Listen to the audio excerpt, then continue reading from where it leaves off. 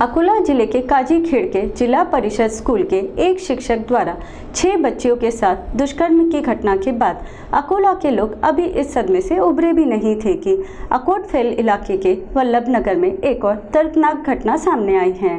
एक 10 वर्षीय बच्ची के साथ अत्याचार की यह घटना सुबह के समय हुई, जब घर में कोई नहीं था।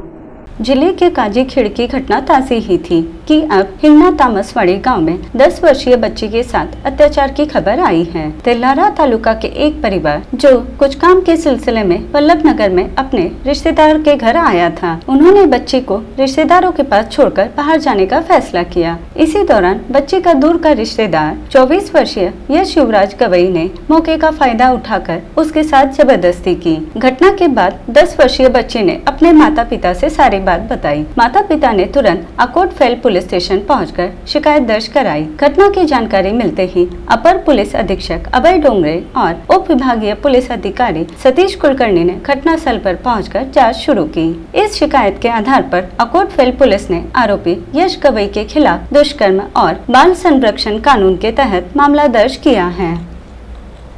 यांनी पोलीस स्टेशनला येऊन रिपोर्ट दिला की त्यांच्या मुलीविरुद्ध गैरप्रकार झालेला आहे।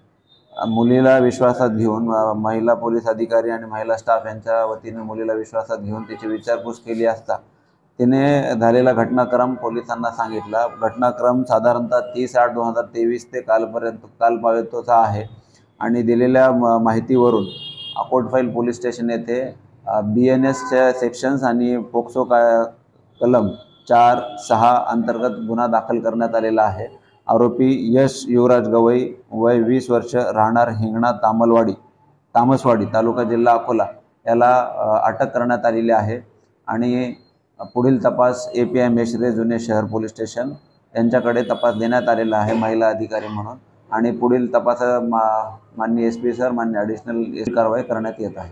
त्याच्यात सांगितल्याप्रमाणे 30/8/2023 ते कालपर्यंत हा घटनाक्रम आहे। त्याच्यात अनेकदा त्याच्या मुलीवरती अत्याचार झाल्याचा निदर्शनास आलेला आहे आणि पुढील कारवाई चालू आहे।